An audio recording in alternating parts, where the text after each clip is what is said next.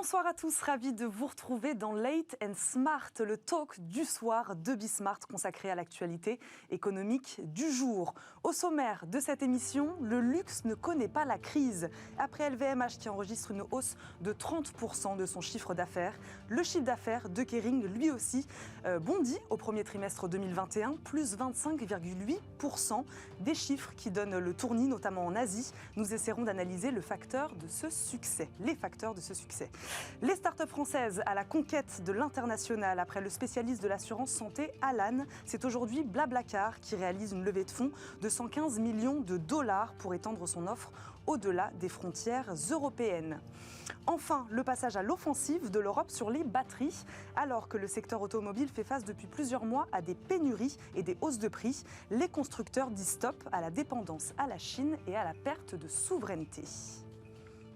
Deux invités sont là ce soir, ils vont nous aider à y voir plus clair. Nicolas Doucerin, président de Valumène, cabinet spécialisé dans le management de transition. Bonsoir. Bonsoir. Merci beaucoup d'être avec nous. Et Anaïs Voïgilis, docteur de l'Institut français de géopolitique. Bonsoir. Bonsoir. Merci beaucoup d'être là. On commence comme chaque soir donc cette émission avec l'apéritif du jour.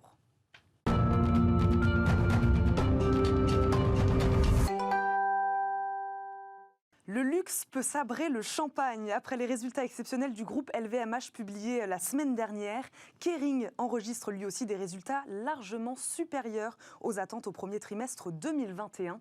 Une croissance de 25,8% de son chiffre d'affaires par rapport à 2020. Il dépasse ainsi son niveau d'avant-crise. Est-ce qu'on peut dire que le redémarrage est entamé en Chine et aux États-Unis, Anaïs ?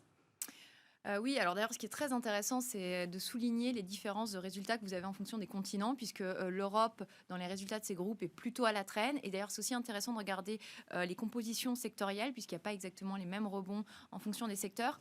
On savait que l'Asie avait repris, et notamment la Chine avait repris parce qu'ils ont maîtrisé le virus de manière plus tôt que nous, et donc le retour à la vie normale et donc à une consommation normale se fait plus tôt. Et de la même manière aux États-Unis, même si on n'est pas encore sur un retour totalement à la normale, on a une partie de la population vaccinée beaucoup plus forte qu'en Europe, c'est la première chose. Et deuxièmement, on a un plan de relance qui n'a rien à voir avec ce que nous avons en Europe, donc avec de la liquidité qui arrive de manière importante et qui bénéficie aussi aux ménages, et ce qui augmente cette capacité de consommation, et donc pour certains qui se tournent vers les produits du luxe qui bénéficient quand même d'une attractivité assez forte. Nicolas Doucerin, en effet, comme le dit Anaïs Voïgilis, le redémarrage, lui, est entamé, en tout cas aux États-Unis et en Chine, contrairement à l'Europe.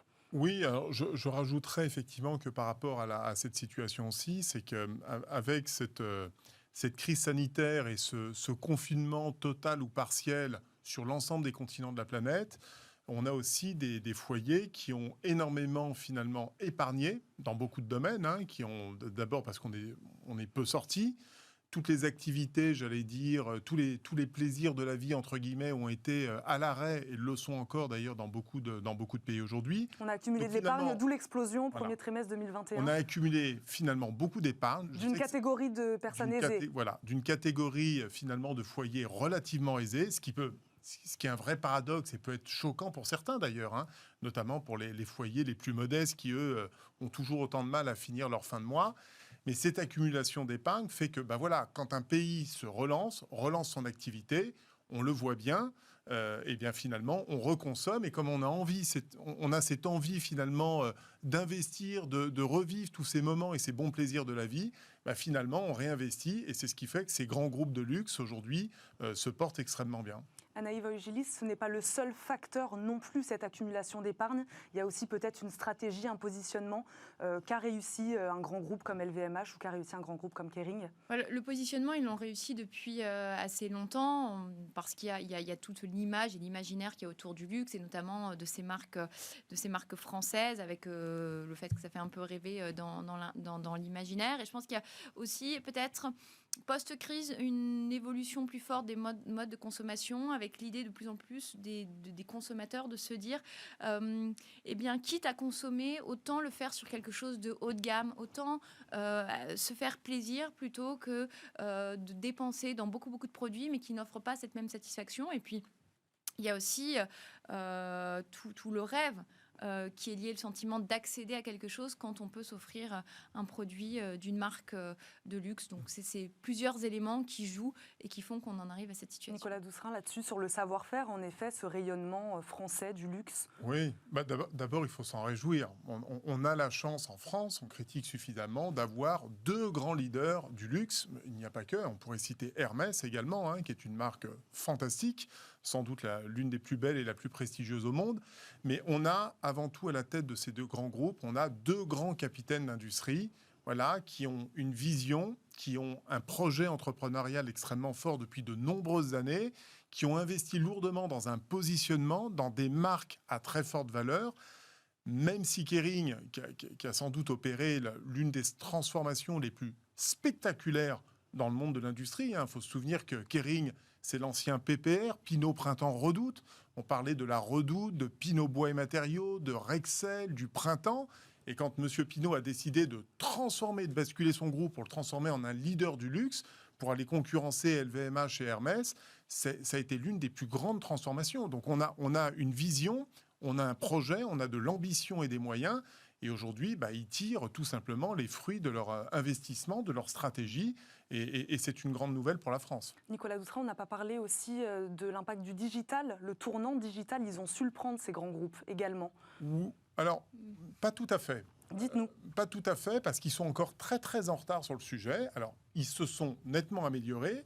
Ils y vont à marche forcée aujourd'hui, mais pas tellement, parce qu'ils ont essentiellement assuré leur développement au travers de leurs boutiques, de leurs magasins, qu'ils ont déployés, j'allais dire, excusez-moi l'expression, comme des petits pains aux 4 coins du monde, au Qatar, évidemment l'Asie, les États-Unis, l'Europe dans une moindre mesure, la Russie, certaines mesures, et ils ont essentiellement investi sur l'image de marque. Voilà, l'image de marque. Le e-commerce, je dirais que c'est tout récent. Ça fait 2-3 ans qu'ils ont commencé à accélérer et ils sont en train d'amplifier d'ailleurs leurs investissements sur les plateformes e-commerce aujourd'hui, mais ça reste extrêmement marginal. La part du chiffre d'affaires réalisé par le e-commerce pour ces grands groupes reste encore marginale par rapport à ce qu'ils vendent au travers de leur magasin. Dans le cas de Kering, le e-commerce représente désormais 14% des ventes en propre des maisons, donc de toutes les maisons Kering, une augmentation de 108%. Oui. Alors, ils sont en forte croissance, mais c'est ce que je vous évoquais là. On est en retard. Ça fait seulement 2-3 ans. Ils sont très en retard par rapport au monde du retail, la grande distribution, qui sont parfois beaucoup plus en avance. Par contre, ils investissent énormément. Et je sais personnellement que le groupe LVMH, il va à marche forcée. Ils sont en train de se donner les moyens. Et vous verrez que la part du e-commerce dans les 2, 3, 4 ans sera beaucoup plus significative parce qu'il faut qu'ils s'adaptent, il faut qu'ils intègrent l'intelligence artificielle, il faut qu'ils intègrent la gestion, ce qu'on appelle des data, d'accord ? C'est-à-dire quels sont leurs clients, les âges, les populations, les revenus, les moyens. Le consommateur a considérablement changé. On le voit dans un groupe comme LVMH, notamment chez les jeunes qui ont 18-24 ans. C'est incroyable comment on bascule d'une marque à une autre finalement en aussi peu de temps. Et donc l'enjeu est dessus et ils sont en train de s'adapter évidemment. Ce qui évoquera peut-être l'autre sujet qu'on abordera, de l'explosion des smartphones, parce que les jeunes sont très friands évidemment de ces technologies pour acquérir ces nouveaux produits. Et puis comme vous dites, ce sont des grands groupes, donc peut-être que l'agilité, c'est plus difficile d'être agile sur ces questions-là. Un mot, Anaïs Voigilis, sur la stratégie du e-commerce et digital. Trois choses qu'il faut ajouter, à mon avis. C'est l'explosion du commerce en ligne pour les grands groupes. Il faut aussi voir dans le contexte de fermeture des boutiques. Donc, il va falloir voir si c'est une tendance durable. Ce qui me mène à la deuxième chose, c'est que venir dans une boutique de luxe, ça fait aussi partie de l'expérience client. Bien sûr. Et qu'on peut difficilement reproduire sur un site parce que toutes les marques ont des sites internet aujourd'hui. Mais vous n'avez pas le fait de choyer le client comme c'est fait dans une boutique de luxe, c'est ce qui fait aussi un de leurs leviers de différenciation. Et la troisième chose qui est importante, qu'il convient de rappeler, c'est que on parle de digitalisation, etc. Mais ce sont des savoir-faire, par contre, qui sont très artisanaux. On prend un groupe comme Hermès, il repose sur beaucoup de petits sous-traitants, de petits ateliers en France et ailleurs en Europe, qui sont très loin des images un peu futuristes qu'on a autour de l'industrie 4.0 ou de l'industrie du futur. Donc, qu'est-ce que ça signifie? C'est que ça prendra plus de temps, justement, à cause de ça? Ça prendra plus de temps, mais il y a aussi peut-être parfois aussi une question du du sens, c'est-à-dire c'est le savoir-faire de la main humaine qui compte dans ces produits. Et donc, ce sont aussi des tâches qui ne sont pas forcément facilement automatisables, ou alors si on automatise, on risque de perdre la qualité très haute associée à ces produits. Donc, il faut aussi se dire qu'il y a à contrario d'usines qu'on voit de plus en plus automatisées, eh bien le luxe, c'est quelque chose qui reste pour certains métiers très liés à l'artisanat, et presque l'artisanat d'art, quand on voit certains vêtements ou certaines pièces de maroquinerie. Merci beaucoup à tous les deux. Vous restez bien sûr avec nous. On passe tout de suite à notre premier débat. On parle du succès des licornes françaises.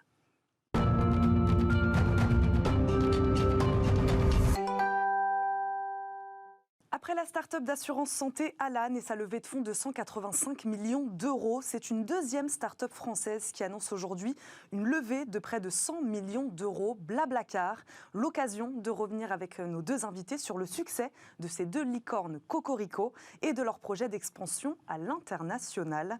Blablacar veut profiter de la sortie de la crise sanitaire pour être agressif, tant en Europe que sur des marchés plus lointains. Ce sont les mots de son directeur général. La sortie de crise comme moment opportun pour s'exporter à l'international. Vous comprenez cette logique, Nicolas Doucerin ? Bien évidemment, c'est même une super nouvelle. On a, comme je l'ai souvent rappelé, les crises que nous traversons, même si je précise que la crise que nous vivons n'est pas une crise économique, je sais que parfois ça peut un petit peu choquer, c'est une crise sanitaire. Les fondamentaux des entreprises, dans la grande majorité des secteurs d'activité, je ne parle pas de nos amis évidemment restaurateurs dans l'événement, dans l'aéronautique et la sous-traitance, évidemment, qui sont lourdement impactés. Mais l'économie se porte bien. C'est-à-dire que si on libérait l'économie demain, qu'on arrêtait le confinement, qu'il n'y avait plus de Covid, très honnêtement, les indicateurs, les fondamentaux des entreprises restent à un niveau extrêmement élevé. Et on le voit d'ailleurs au niveau des marchés financiers. Mais cette crise, comme toute crise d'ailleurs, elle offre des opportunités incroyables. C'est-à-dire que pendant que certains entrepreneurs se retrouvent figés, paralysés par peur, par crainte, par manque de liquidité, par une stratégie qui n'a pas toujours été adaptée les 2-3 années d'avant et qui se retrouvent finalement pas avec les moyens d'agir et d'adapter leur modèle économique, eh bien ceux qui en ont les moyens et qui arrivent à lever des fonds comme vient de le faire Blablacar, il y a des opportunités exceptionnelles au niveau mondial et c'est une très bonne chose. Maintenant, sur les licornes françaises, on va aborder ce sujet évidemment avec Anaïs. On en a de mémoire à peu près une petite quinzaine en France. Je crois qu'on va en avoir 13 ou 14. Ça représente 4 milliards et demi. Quand les licornes dans le monde, c'est 500 milliards. Et je crois que notre président de la République, Emmanuel Macron, a annoncé que l'objectif, c'était d'avoir à peu près 25 licornes en 2025. Je ne sais pas s'il a fait le rapprochement 25-25. Mais on voit que ça reste encore extrêmement faible. Alors, tant mieux d'avoir des porte-drapeaux tricolores comme Blablacar, comme OVH, qui aujourd'hui triomphe au niveau international, mais il va falloir vraiment qu'on amplifie nos investissements et qu'on permette à de nombreux entrepreneurs qui ont beaucoup d'idées, beaucoup de capacités à créer, à les doter de technologies, de moyens financiers pour qu'on n'ait pas 25, mais demain 50, 100, 200, 500 licornes capables justement d'assurer la croissance, le développement et les emplois de demain. Tout l'enjeu est là. Avant de revenir un peu sur les freins, justement, comme vous le disiez, Nicolas Doucerin, Anaïs Voïgilis, qu'est-ce que vous pensez justement de cette stratégie de Blablacar ? En effet, elle peut et elle choisit ce moment de sortie de crise pour se diversifier ses activités. En général, une crise, soit on ne survit pas, soit on la traverse bien et on en profite, soit... Elle est complètement terre d'opportunités. On la vit pas très bien, comme c'est le cas de Blablacar, en raison des mesures de confinement. Et donc, c'est aussi le moment de se questionner sur la recherche de nouveaux leviers de croissance. Et aujourd'hui, on sait très bien que déjà, rester sur son seul marché, souvent, n'est pas forcément suffisant. Et marché en termes de produits ou de secteurs. Et deuxièmement, rester sur un seul territoire n'est pas forcément une réponse satisfaisante.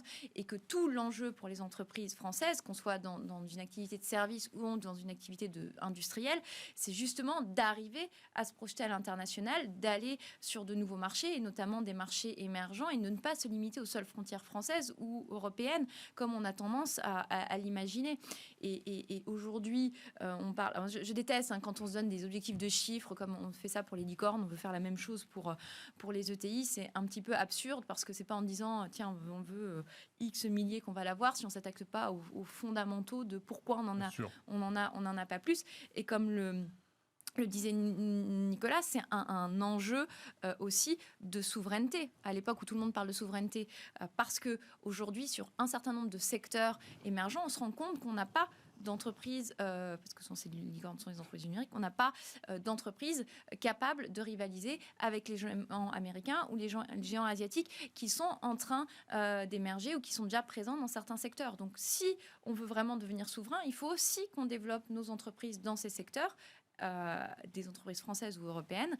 Et aujourd'hui, on se rend compte qu'on est quand même à poil, je suis désolée de l'expression, sur un certain nombre de secteurs. Donc quand certains réussissent, on ne peut que se féliciter et essayer de comprendre pourquoi ils ont réussi et pourquoi les autres n'y arrivent pas. Donc on va rentrer dans le vif du sujet. Pourquoi ? Quels sont les freins aujourd'hui pour ces entreprises françaises de s'étendre à l'international ? Quels sont aujourd'hui les freins, Nicolas Doucerin ?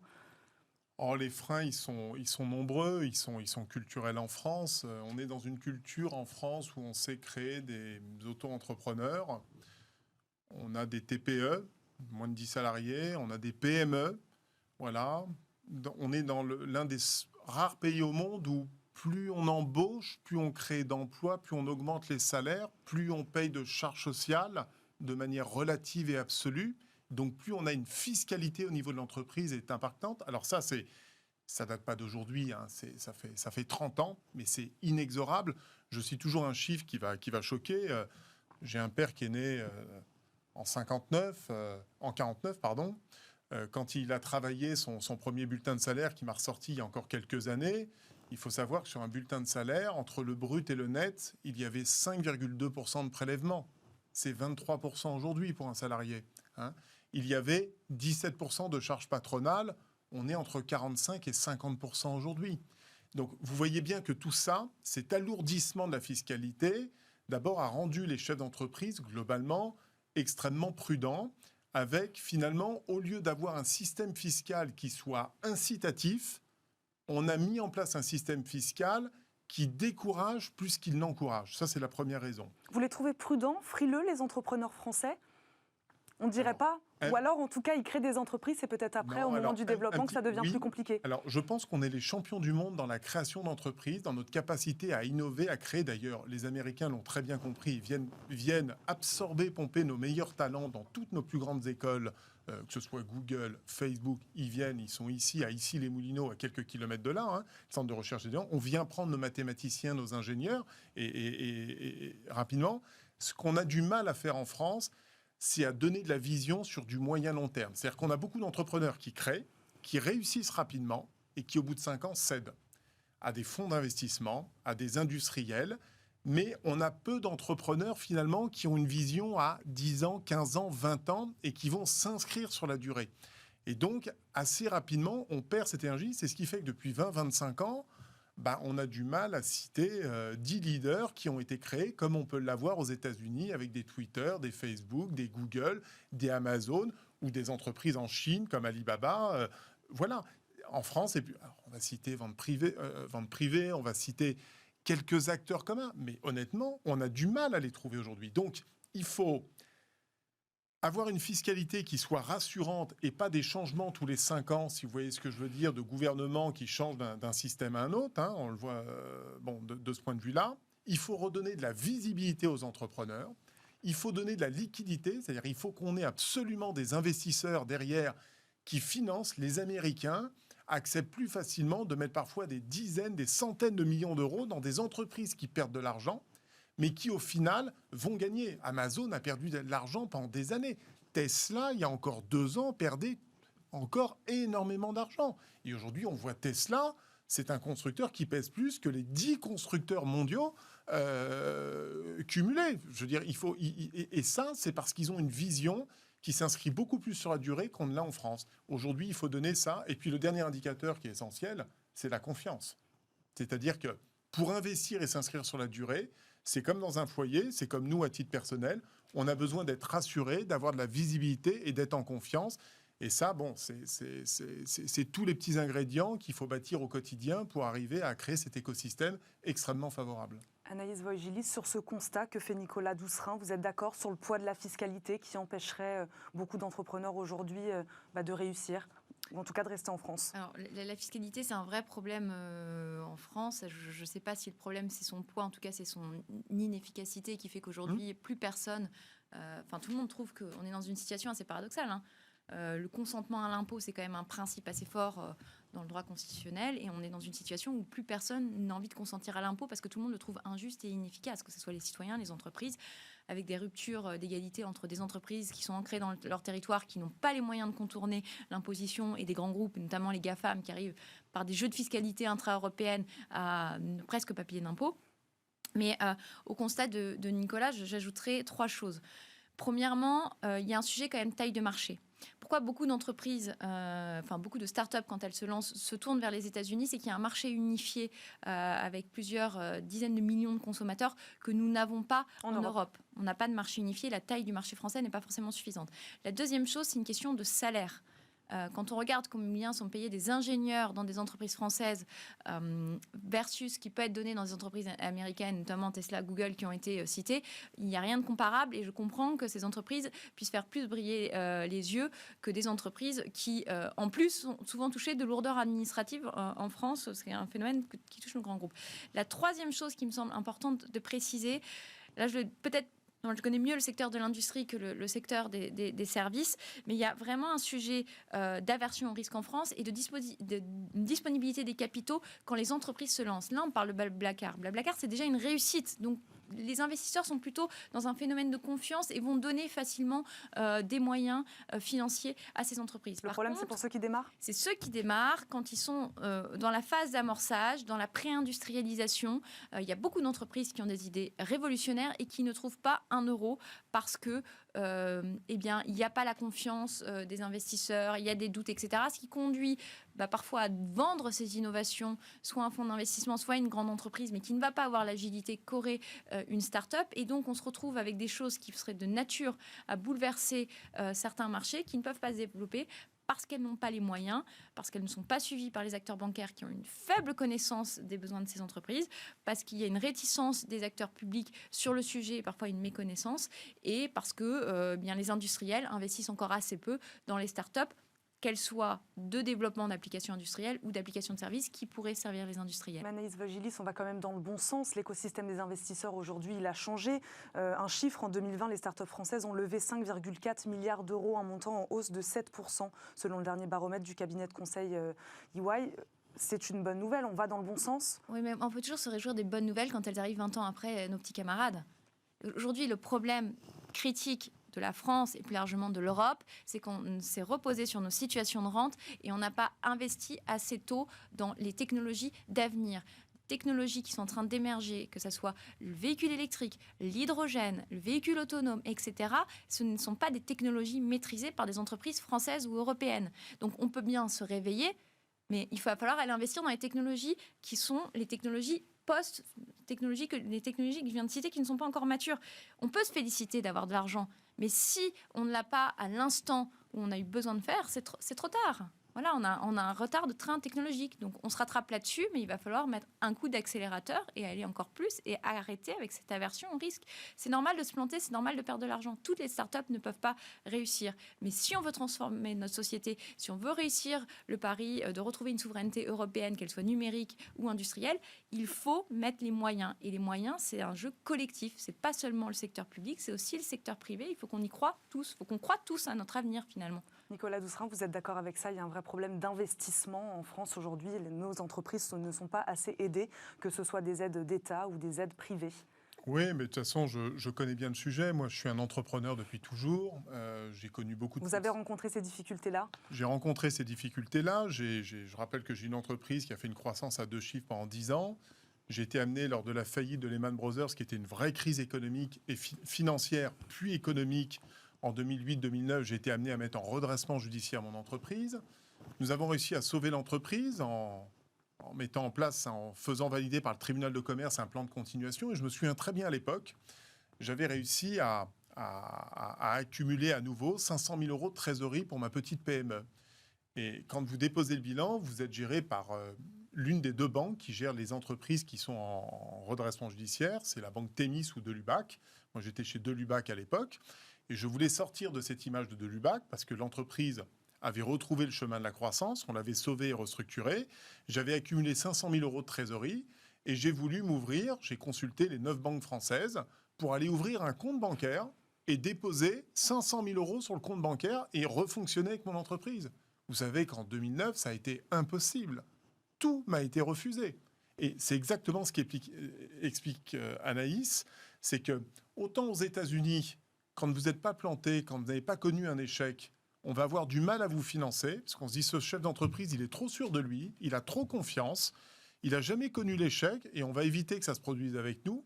Si vous arrivez à l'inverse avec un entrepreneur qui a déjà connu un échec et qui revient avec un projet, vous avez 100 fois plus de chances de lever des fonds aux États-Unis que vous ne pourrez le faire en France.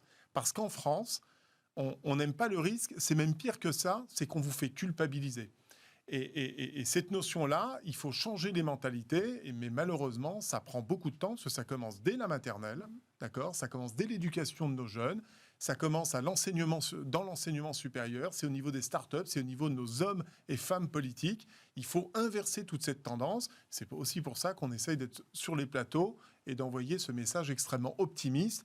Et je terminerai d'ailleurs peut-être sur un sujet, si je peux me permettre, parce qu'on parle des licornes. Et j'aimerais qu'on s'adresse aussi à tous nos entrepreneurs, patrons de TPE, de PME et à nos restaurateurs. J'aimerais juste citer un exemple. Il y a ceux qui sont passifs pendant la crise et il y a ceux qui sont proactifs. Et j'invite tous les entrepreneurs actuels qui vivent un peu dans la morosité, dans le doute, dans le désespoir, lié à la crise actuelle, lié finalement à cette ambiance qui est compliquée à vivre, à saisir les opportunités, à prendre des risques et à investir, comme vient de l'évoquer Anaïs. Voilà. Si vous êtes restaurateur, vous avez levé, n'ayez pas peur. On sait que c'est compliqué, mais c'est le moment je vais dire que c'est même un peu tard maintenant, mais c'était le moment de transformer votre restaurant. J'ai entendu combien de restaurateurs nous expliquer qu'on ne pouvait pas faire des travaux pour moderniser un restaurant parce qu'il fallait fermer pendant 2 mois et que fermer pendant 2 mois, ça allait avoir une perte sur le chiffre d'affaires. Je vois de nombreux restaurateurs qui se sont dit, voilà, la situation nous impose de fermer pendant des mois, eh bien on va justement profiter de cette période pour refaire les peintures, refaire l'électricité, refaire les cuisines, adapter pour permettre à notre restaurant, quand il va réouvrir, de rebondir.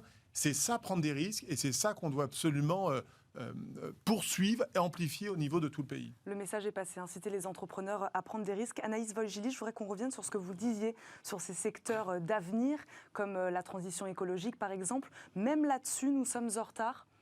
Alors après, il faut regarder au cas par cas. On a quand même des entreprises qui sont leaders dans leur secteur. Je ne veux pas noircir le tableau, qui sont d'ailleurs souvent assez peu connues du grand public. Mais on a aussi... On parle beaucoup de medtech cette année aussi. Oui, c'est un peu d'actualité. Mais avant, il y a tout le sujet aussi des biotech, sur lequel on n'a pas forcément réussi le tournant.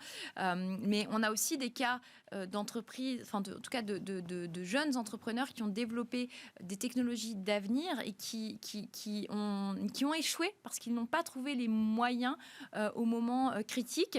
Parce qu'aussi, ce qu'il faut peut-être préciser qu'on n'a pas dit, c'est qu'on a un fonctionnement en France très siloté dans notre manière de former. On forme, alors je ne vais pas dire des commerciaux dans des écoles de commerce, mais en tout cas plutôt des dirigeants et des gens pour penser la stratégie ou travailler dans des métiers financiers dans les écoles de commerce. On forme des ingénieurs dans les écoles d'ingénieurs.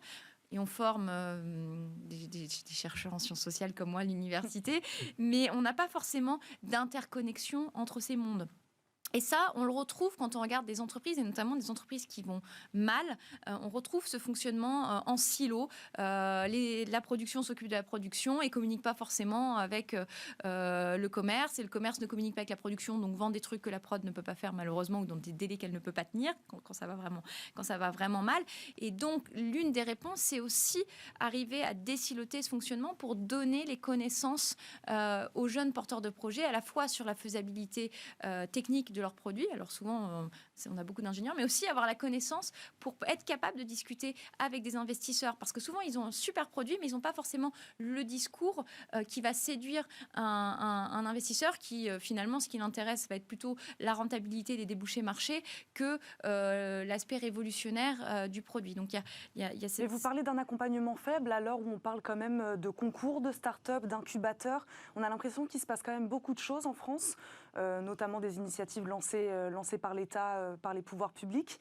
L'accompagnement est encore trop faible ? En fait, quand je dis accompagnement, c'est plutôt croiser dans les formations, enrichir les formations pour donner un bagage peut-être pas plus solide ou en tout cas différent de l'actuel bagage qu'on peut donner. C'est la première chose. Oui, après, il y a un accompagnement, mais l'accompagnement, il peut être des conseils techniques, il n'est pas forcément financier. Et la deuxième chose, c'est que on a un phénomène dans ce pays, c'est qu'on veut aider tout le monde. Et du coup, au lieu de se concentrer sur quelques sujets et avoir un effet de levier important, on fait du saupoudrage parce qu'on veut satisfaire tous les secteurs. Or, au regard de nos retards dans beaucoup de ces secteurs, il va falloir à un moment faire des arbitrages et décider de deux choses.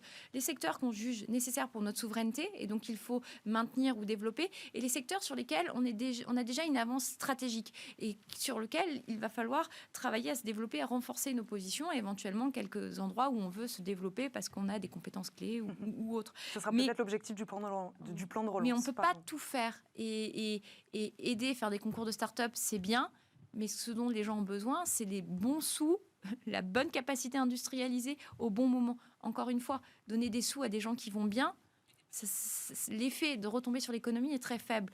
Donner le coup de pouce à une start-up au moment où elle est dans sa phase d'industrialisation et où personne ne veut la soutenir, ça, c'est vraiment efficace. Et c'est là qu'on va vraiment avoir des effets positifs sur l'ensemble de l'économie. Et peut-être une synergie entre les différents acteurs. On va s'arrêter là. Merci à tous les deux. On passe maintenant à notre deuxième débat de la soirée.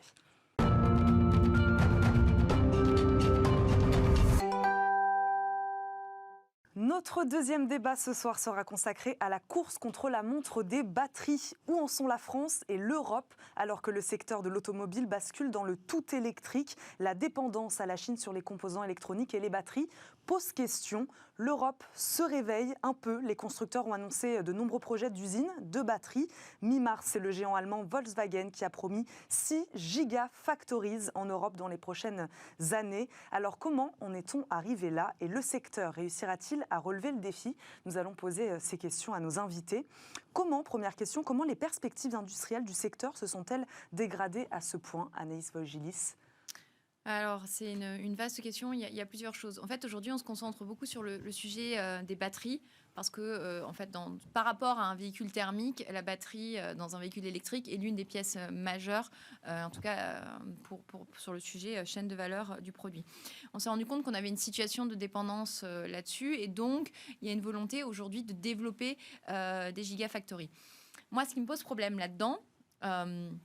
Alors, peut-être avant de revenir sur ce qui me pose problème, on a décidé aussi de miser sur le véhicule électrique en raison de la transition énergétique, alors que ce n'était pas forcément le sujet favorable à nos industriels, à nos constructeurs européens qui ont plutôt pris le tournant du thermique, notamment parce qu'il y avait eu tout un programme d'appui aux véhicules diesel, etc. Et qu'aujourd'hui, en fait, les États sont en train de se détourner et financent massivement l'achat de véhicules électriques, ce qui, à mon avis, n'est pas la seule hypothèse à creuser. Maintenant, pourquoi miser autant sur les batteries a un côté un peu absurde, c'est que ce qu'il faut se dire aujourd'hui, c'est qu'on peut mettre des usines qui vont produire des batteries en Europe. Il n'y a pas de problème. On le met, en plus, on fait tout un discours en disant c'est le moyen de redevenir souverain, etc. Certes. Ce qu'on oublie de préciser au public, c'est qu'on se dote de capacités d'assemblage et qu'on n'a aucune approche à la fois, approche systémique ou par chaîne de valeur dans ce qui est dans une batterie. Les technologies dans les batteries aujourd'hui sont essentiellement des technologies étrangères, coréennes ou japonaises. La première chose. La deuxième chose, c'est que dans les composants des batteries, on va être très fortement dépendant d'entreprises, encore une fois, coréennes, japonaises ou chinoises. La troisième chose, c'est qu'on n'a aucune maîtrise et stratégie de maîtrise d'approvisionnement des matières premières. Contrairement à ce que fait, par exemple, la Chine. Alors, on n'a pas forcément les ressources en matières premières sur notre territoire, mais on n'a surtout pas d'entreprise capable d'exploiter l'extraction de ces matières premières. Et l'envers de tout ça en plus, c'est qu'on n'a pas forcément réfléchi au recyclage de ces batteries et toutes les questions que ça va poser. Donc quand on parle de Gigafactory, sur le papier, c'est très beau, mais ça vous paraît peu probable? En fait, ce que je dis, c'est très beau, ça va créer de l'emploi, c'est très bien, mais ça n'est qu'une réponse à un problème beaucoup plus global. Et si on justifie le fait de se doter de batteries d'unités d'assemblage de batteries en Europe pour préserver notre souveraineté, je pense que c'est se mettre le doigt dans l'œil. Si on veut raisonner en termes de souveraineté, il faut bien raisonner sur une approche systémique et comment est-ce que sur tous les points de la chaîne de valeur jusqu'à la batterie, on arrive à devenir moins dépendant d'autres pays. Donc il y a ces questions de technologie, ces questions d'approvisionnement qu'on ne tranche pas.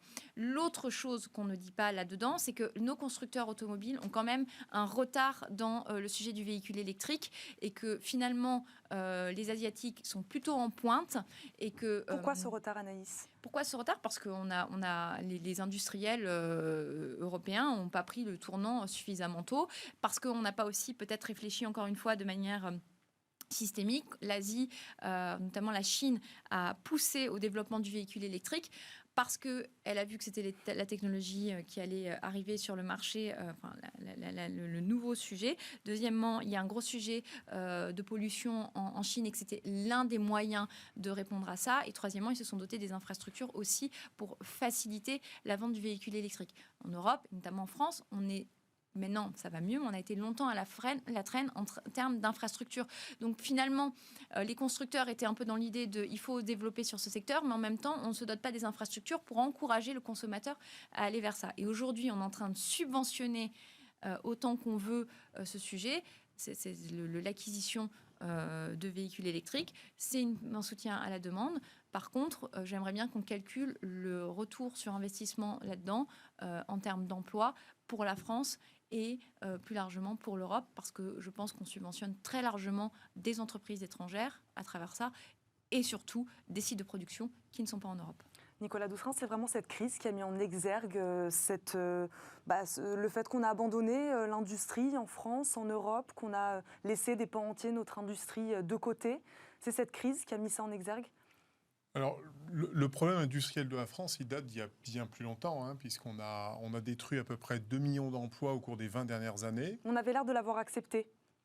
On l'a accepté. On l'accepte plus aujourd'hui? Oui, non, on ne l'accepte plus, parce que quand vous avez une nouvelle crise, en l'occurrence la sanitaire, là on s'aperçoit, c'est toujours pendant les périodes de crise qu'on s'aperçoit des manquements extrêmement importants. Et là on se dit, quand on n'est pas capable, il y a exactement 1 an, jour pour jour, de fabriquer le moindre masque, qui n'est quand même pas d'une technologie exceptionnelle sur le territoire, on se dit qu'on a sans doute fait quelques erreurs stratégiques à tout niveau. Je veux dire, le masque a mis en exergue un certain nombre de manquements. On le voit aujourd'hui au niveau des vaccins, des médicaments. Notre capacité à pouvoir produire, assembler, puis distribuer, c'est toute cette chaîne de valeur. Alors qu'on a quand même des très grands laboratoires, on se dit c'est quand même incroyable qu'un pays comme la France aujourd'hui n'arrive pas à avoir des usines capables de produire et d'être totalement dépendant d'autres pays. Donc le sujet, on l'a un peu abordé à tous les niveaux. La hausse massive de la fiscalité depuis maintenant plus de 20-30 ans a fait qu'on a détruit des emplois et qu'on a délocalisé dans beaucoup de pays. La baisse des impôts de production proposée par le plan de relance ne suffira pas, ne sera pas suffisante. C'est un début du commencement d'une inversion de chaîne qui, depuis 30 ans, comme je l'ai évoqué avec les quelques données et quelques chiffres que je vous ai donnés tout à l'heure, mais vous ne pouvez pas effacer 30 ans en l'espace de quelques mesures. Et encore, il faut que ça tienne sur la durée, parce que ça, c'est un sujet important. Donc, on a un problème de stabilité. Anaïs l'a très bien évoqué tout à l'heure avec l'électrique. Moi, je pose juste une question. Je ne suis pas un spécialiste en la matière. On a une entreprise assez exceptionnelle en France qui s'appelle Air Liquide, qui est le numéro 1 mondial dans son secteur. Il se trouve qu'on a l'une des stations hydrogène qui se trouve dans mon petit village des Loges-en-Josas, situé tout proche de Versailles. Bon, je suis étonné qu'on investit aussi peu et qu'on parle aussi peu de l'hydrogène. Bon, on mise tout sur l'électrique, très bien. Est-ce que c'est le bon choix technologique à 20, 30, 40 ans? J'en suis pas totalement sûr. Est-ce qu'on a anticipé par rapport à l'évolution, si dans 10 ans on arrive à un parc qui est à 20, 30, 40% d'électrique, est-ce qu'on a la capacité de produire cette énergie et de traiter avec toute la chaîne de valeur qui a été évoquée, notamment le retraitement des batteries. C'est-à-dire qu'avant de les fabriquer, il faut les fabriquer avant, bien évidemment, mais il va falloir commencer à travailler le retraitement des batteries. Et ça, on sait que c'est un sujet quand même extrêmement majeur, très pollueur et qu'il va falloir aborder. Donc, on le voit bien, on manque de vision sur le long terme. Voilà, on se précipite parce qu'il y a des espèces d'effets de mode. Et Anaïs l'a très bien cité tout à l'heure, on subventionne massivement. Est-ce que c'est le bon choix? Où va l'argent? Quel est le retour sur investissement? Quels sont les emplois créés? Est-ce que c'est la bonne stratégie à moyen terme? J'en suis pas tout à fait sûr parce qu'on ne pose pas toujours le problème comme on devrait le poser. On a peut-être cette capacité, mais peut-être au niveau européen. Anaïs Voïgilis, c'est ce que vous disiez tout à l'heure. Je prenais l'exemple de Volkswagen. C'est vrai que si chacun fait les choses de son côté, ça risque d'être un peu plus compliqué. Peut-être qu'il faudrait imaginer une coalition européenne sur des sujets aussi importants que sont l'électrique et l'hydrogène. Oui, il est évident que, alors, d'autant plus sur le sujet de l'hydrogène où on a vraiment une maturité encore plus faible. Hein. Aujourd'hui, les tests pré-industrialisation qui sont faits sur des véhicules à hydrogène, c'est plutôt le Japon qui en pointe. Nous, on est à la traîne et il y a sûrement une réflexion à l'échelle européenne pour massifier les moyens financiers et les moyens humains et peut-être penser les développements industriels en fonction des compétences qui existent dans certaines régions d'Europe. Il y a des sujets qu'on a complètement abandonnés. C'était l'idée des biocarburants ou le véhicule roulant à 1 litre au 100. Alors, ça ne résout pas notre problème peut-être de dépendance aux énergies fossiles, mais en tout cas, ça permettait aussi de préserver un petit peu notre parc industriel européen, le temps de sa conversion, puisqu'aujourd'hui, on a cette conversion qui ne s'est pas faite, et donc avec un risque majeur sur l'emploi. Et l'idée, c'est quand même d'arriver à créer de la valeur sur notre territoire. Donc, l'échelle européenne est la bonne échelle. Encore faut-il avoir la capacité à s'entendre.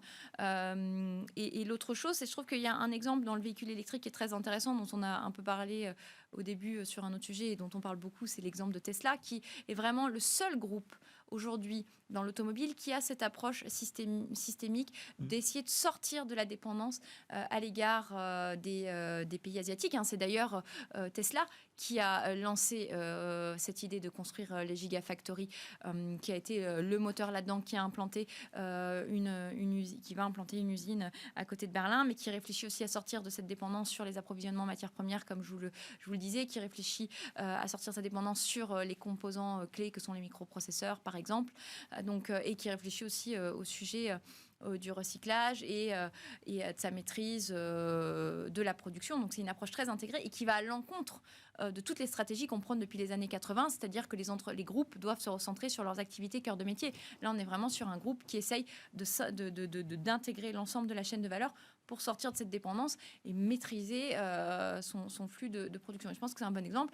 Voilà. Mais Anaïs Voïgilis, non, allez-y, si vous voulez réagir, Nicolas. Non, désolé, Eva. Non. Je disais juste, ce qui est très intéressant chez Tesla, mais on pourrait... Bon, d'abord, il y a un homme qui s'appelle Elon Musk, qui est un visionnaire, qui est un fou, voilà, un fou génial, voilà, qui a des visions. Et regardez ce qu'il fait aussi avec SpaceX. C'est-à-dire que aujourd'hui, pourquoi est-ce qu'il prend des parts de marché? Finalement, il est en train de renverser la table. C'est parce que finalement, il est parti d'une feuille blanche. Il a pris le problème dans sa globalité. Voilà. Il traite l'ensemble de la chaîne. Il s'est entouré des meilleurs autour de lui, qui payent à prix d'or, parce qu'il est dans un pays qui lui permet d'investir massivement et d'aller chercher de l'argent. Et derrière, il a une ambition et il emmène tout le monde vers cette ambition. Mais regardez SpaceX qui vient de remporter le contrat pour aller maintenant sur la Lune devant des programmes comme Ariane Espace. Vous imaginez qu'on 50 ans de construction européenne. Mais le temps qu'ils réfléchissent à répondre à un appel d'offres pour répondre à cet enjeu-là, mais Elon Musk, il a avancé 100 fois plus vite. Donc, il est beaucoup plus agile, il est beaucoup plus réactif, il est beaucoup plus puissant. Et c'est là où on doit tirer les enseignements d'une crise. C'est quand on n'arrive pas à prendre des décisions, à agir avec force, détermination, en ciblant nos investissements, en ciblant nos priorités. Ça veut dire faire des choix, ça veut dire aussi sacrifier une partie pour encourager une autre et faire que demain, c'est cette stratégie qui gagnera. Il est là l'enseignement aussi d'une crise telle que nous la vivons, et j'espère que nos hommes et femmes politiques, notamment à l'approche de la présidentielle, vont prendre de la hauteur et du recul pour analyser et prendre les meilleures décisions possibles, et au niveau européen, parce qu'on voit bien qu'à l'échelle de la France aujourd'hui, c'est ridicule, il faut penser européen, encore faut-il nous enlever tous ces carcans, remettre de l'agilité et simplifier tout ce qu'on a considérablement complexifié. Parce que là, c'est vrai que je vous écoute parler, j'ai l'impression qu'il y a la Chine, les États-Unis avec Tesla, et puis nous, très loin derrière sur ces sujets-là, Anaïs Voïgilis. Alors c'est un constat qui est assez triste. Mais le jeu se joue entre les deux, et puis nous, on est où là-dedans? Mais attendez, vous regardez le sujet du numérique, ça se joue entre qui? Entre les GAFAM et les BATX. Elles sont où les entreprises européennes? Elles sont nulle part. Quand on a géré cette crise, on a pris non seulement conscience de notre dépendance productive, mais aussi de notre dépendance numérique. Et alors le numérique, c'est des outils qu'on utilise, les Microsoft, les Teams, c'est tout ce que vous voulez. Mais c'est aussi ce qu'on ne dit pas, c'est les infrastructures physiques sur lesquelles repose le numérique, à savoir le cloud, à savoir les câbles sous-marins, etc. Et là, on a un vrai enjeu de souveraineté et on ne le traite pas. Et la réalité aussi, elle est que quand on regarde, on est pris en étau, on a l'extraterritorialité du droit américain d'un côté qui vient pénaliser nos entreprises, on a un État avec la Chine qui est capable de subventionner ces entreprises, qui est capable d'aller acquérir des fleurons industriels européens pour faire des bons technologiques et aussi pour pénétrer plus facilement notre marché, parce que Volvo c'est chinois, c'est plus européen. Donc on a des gens qui ont des stratégies... je ne vais pas dire de domination du monde, parce que je ne pense pas que ce soit le cas de la Chine, mais qui ont en tout cas des stratégies assez conquérantes de conquête de marché, etc. Et qu'on n'a pas. Parce que qu'est-ce qui se passe aujourd'hui en Europe? Et je suis très triste de le dire, moi je suis profondément européenne. C'est qu'on n'a pas de vision on n'a déjà pas de vision industrielle française, mais on n'a pas de vision européenne. On a 27 États qui ne sont pas capables de s'entendre sur des mesures basiques comme la réciprocité de l'accès au marché public. J'ai l'impression de le dire à chaque fois que je viens ici, ou sur le contrôle des investissements étrangers, où on arrivait à un accord en minima, même sur la taxe carbone aux frontières européennes, on n'est pas capable de s'entendre.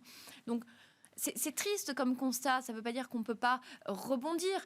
Il faut peut-être repenser aussi comment notre manière d'organiser nos chaînes de production, peut-être intégrer nos périphéries proches, à savoir le Maghreb, peut-être plus largement l'Afrique. Il faut qu'on repense nos schémas industriels, qu'on sorte de nos vieilles boucles. Alors oui, oui, ça fait mal de le dire, mais oui, il y a aussi de l'espoir de rebondir, parce qu'on a des gens qui sont dans ce pays depuis des années, qui sont leaders dans leur secteur, et donc on peut réussir.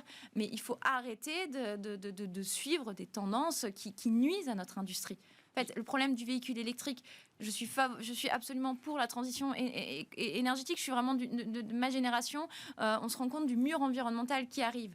Mais en même temps, il y a un sujet qui est de se dire, on ne peut pas prendre des tournants technologiques si on détruit notre base industrielle. Il faut être logique. Et être d'autant plus logique que si on veut vraiment être dans ce combat environnemental, regardons d'où viennent ces technologies, comment elles sont produites et l'impact environnemental qu'il y a. Donc c'est tout ça. Et c'est pour ça que je parle vraiment d'approche globale et que là j'ai l'air un petit peu énervée ou excitée comme une puce. C'est parce que on a besoin de cette vision globale. On ne traite pas je sais pas, vous cassez une jambe. Si je vous mets un pansement en disant vous allez arrêter de saigner, je ne vais pas résoudre le problème de la jambe cassée. Ben là, c'est la même chose. Vous avez un problème global, apportons des réponses, analysons-le au moins globalement, et après, apportons des réponses sur les urgences. En fait, c'est comme une entreprise, c'est très simple. On fait une stratégie, on priorise et on agit. J'ose à peine vous parler du plan de relance français sur cette question-là et sur l'industrie. On a évoqué tout à l'heure la baisse des impôts de production. En effet, on est très loin de ce qui serait suffisant pour vraiment relancer l'industrie française. Est-ce qu'on veut déjà relancer l'industrie française, Anaïs Voïgilis? On a envie de ça ou pas? Je crois qu'on a envie de relancer la machine. On a envie, parce qu'on s'est rendu compte que le modèle d'une société post-industrielle n'avait pas apporté la prospérité espérée. Donc on a envie de le faire. Maintenant, est-ce qu'on est capable de se donner les moyens? Ça, c'est une question. Je pense qu'on confond souvent cause et conséquences, manière de traiter les problèmes. Donc on a une envie. Elle est assez nouvelle. Il y a quand même aussi une méconnaissance de l'industrie dans les strates administratives. Des gens qui sont allés dans une usine et qui savent vous expliquer ce qu'est un TRS, un temps de changement de format, de la gestion de stock, etc. Il n'y en a pas beaucoup, parce qu'on est quand même encore dans une image où, on voit l'usine comme un truc sale et polluant. 2, on voit les ouvriers et je vais le dire, et il ne faudrait pas que ça soit coupé, mais on a quand même beaucoup de gens qui voient les ouvriers comme des gens à problème ou des ploucs carriérés. On a ces images, alors que ce n'est pas du tout le cas. Quand on entend les propos de certains politiques, les politiques, ils vous parlent d'industrie, il n'y en a aucun qui a envie que ses enfants aillent travailler à l'usine. Donc c'est révélateur de l'image qu'on a encore. Et là, et je dis des propos un peu caricaturaux, mais c'est aussi pour que les gens réagissent. Donc on a l'envie, peut-être, mais on ne se donne pas encore les moyens. Et le plan de relance, moi, les 20 milliards d'impôts de production, déjà, c'est pas une mesure d'un plan de relance, ça s'appelle une mesure structurelle, c'est pas une mesure conjoncturelle. Le problème, c'est un problème de fiscalité beaucoup plus global. Alors encore une fois, là, vous êtes sur un pansement sur une jambe avec une triple fracture ouverte et du sang partout. Et la dernière chose, c'est que le plan de relance, on ne se donne... C'est pas assez fléché. Moi, j'ai des doutes sur la capacité de décaissement. C'est du recyclage d'argent, beaucoup de choses qui viennent des plans d'investissement d'avenir, pas vraiment d'argent frais. On se donne pas les moyens d'aller vers la transition écologique parce que on ne conditionne pas du tout les choses. Et puis, moi, il y a quelque chose qui me fait très mal au cœur. Et surtout quand tout le monde se dit en 2022, le Front National va arriver au pouvoir, etc., etc. Là, quand tout le monde sort les trucs pour vous faire peur. C'est normal que les gens n'aient pas envie de croire au pouvoir public et aux entreprises quand vous subventionnez des entreprises qui, quelques semaines après, ça annonce des plans sociaux. Ça, c'est pas possible. Il faut de la cohérence dans l'action. Et pour avoir de la cohérence, il faut avoir une vision claire de là où on veut aller. Et pour savoir là où on veut aller, il faut définir un projet de société. Nicolas Doucerin, fin 2019, l'industrie européenne était en contraction. Elle a finalement limité la casse de la récession historique liée à la Covid-19. Que pensez-vous de ça? Comment l'expliquer? C'est une bonne nouvelle. Il faut donc s'appuyer quand même sur l'industrie au niveau européen. Oui, bah c'est indispensable, mais la grande faiblesse de l'Europe, et je dirais principalement de la France d'ailleurs dans le plan de relance, désolé de revenir sur le passé, c'est que ça fait 40 ans qu'on fait du déficit, 40 ans que la France s'endette. Et quand vous avez un pays qui est déjà surendetté, il est donc encore plus compliqué quand vous voulez faire un plan de relance. C'est-à-dire votre plan de relance, il est forcément limité parce que comme on part d'un pays qui est déjà surendetté, le surendetté encore plus, il y a quand même une limite mathématique, financière, même si les taux d'intérêt aujourd'hui sont extrêmement bas, on voit que c'est compliqué. Et c'est ce qu'on a essayé d'expliquer avec Anaïs aujourd'hui. Mais l'industrie peut être moderne, il faut s'appuyer aujourd'hui sur l'industrie. Oui, mais il faut avoir une vision long terme. C'est toujours pareil, c'est-à-dire qu'on ne peut pas saupoudrer partout comme on le fait là. Il faut accepter, il faut faire des choix. Et faire des choix, on dit, un dicton qui dit rien de plus difficile que de décider. Écoutez, oui, c'est compliqué, mais le courage, il commence par là et on en a bien besoin pour notre économie. L'industrie, elle est 30 secondes. 30 secondes. 1, elle peut être moderne. 2, il n'y a aucun autre secteur que l'industrie qui est capable d'avoir un effet d'entraînement aussi fort sur l'emploi. Un emploi industriel, c'est 3 à 4 emplois indirects. Et l'industrie, surtout, elle s'implante partout et pas seulement dans les métropoles. Et donc, elle fait vivre des territoires. Et ça, c'est pour surtout dans les territoires, d'ailleurs. C'est pour ça qu'on a besoin d'usines dans les villes moyennes. On a besoin que des usines reviennent en France, qu'on fasse revenir des volumes, parce que c'est un enjeu de développement territorial, parce qu'à chaque crise, on se rend compte que nos amortisseurs sociaux sont de plus en plus affaiblis. Donc l'industrie, l'industrie, c'est super. Il faut venir voir des usines, c'est génial. Nicolas Doucerin, vous avez envie de réagir sur les territoires? Juste sur ça, sur les territoires. Et puis, effectivement, ça va donner 2 choses. 1, ça va permettre de recréer de l'emploi à nos ouvriers parce que oui, dans une société, nous avons besoin de tous et de toutes les qualifications pour faire vivre une société. Et deuxièmement, pour avoir beaucoup voyagé en France, notamment dans nos villes et villages de France, dans des contrées, j'allais dire, extrêmement reculées et aujourd'hui avec une désertification qui est incroyable, on a besoin aussi de repeupler nos villages et nos villes de France. Donc ce sera une très bonne nouvelle pour tout le monde. Merci beaucoup à tous les deux pour vos éclairages. On termine cette émission avec l'after. Plusieurs sujets nous intéressent ce soir. D'abord, les ventes mondiales de smartphones qui explosent au premier trimestre. 340 millions d'appareils ont été livrés sur les 3 premiers mois de l'année, selon Strategy Analytics. C'est 24% de plus par rapport à la même période un an plus tôt. La pandémie et ses conséquences économiques avaient en effet poussé de nombreux consommateurs à repousser l'achat d'un nouveau smartphone en 2020.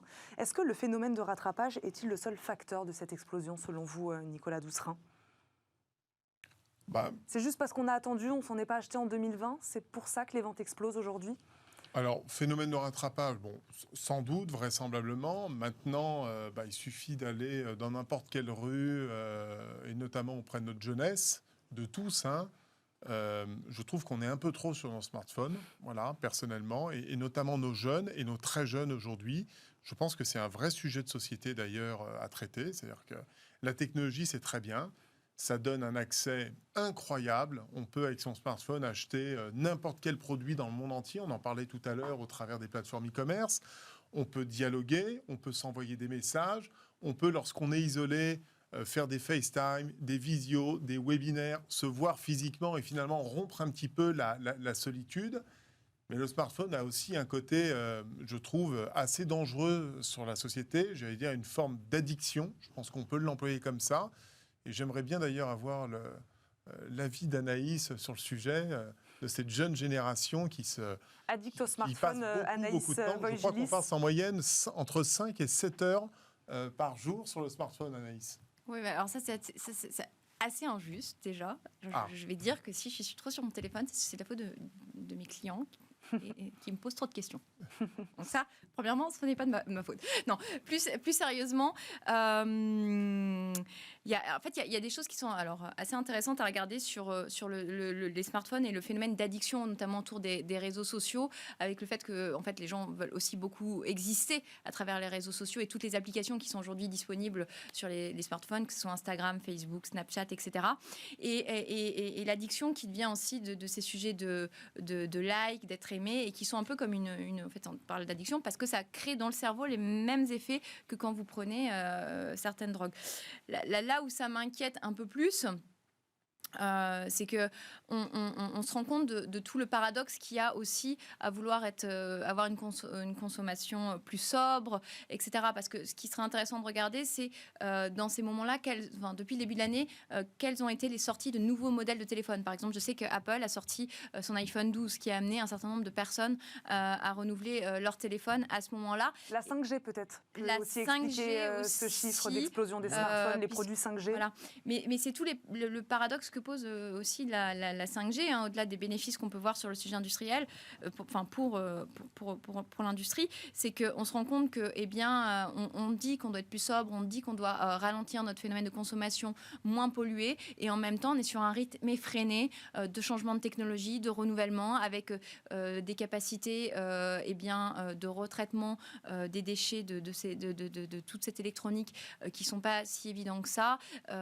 Donc c'est tout ça que ça pose en fait. Et ce qui est assez triste, c'est qu'on se veut dans le monde d'après, et en fait on se rend compte que le premier phénomène qui va se produire quand on va sortir de là, c'est un rattrapage de consommation, et avec tous les sujets environnementaux que ça pose. Donc voilà. Donc j'espère que mes clients n'écouteront pas la blague que j'ai faite. Merci beaucoup à tous les deux d'être venus ce soir. On n'aura pas eu le temps d'aborder les autres sujets, notamment la Super League, alors que je voulais vraiment vous entendre tous les deux sur ce projet de Ligue européenne de football. Merci beaucoup à tous les deux. Nicolas Doucerin, je le rappelle, vous êtes président de Valumène, et Anaïs Voigilis, docteur de l'Institut français de géopolitique. Merci beaucoup à tous les deux. Merci. Nous, on se retrouve demain, même heure, pour un nouveau Late & Smart. Très bonne soirée à tous sur Bismart.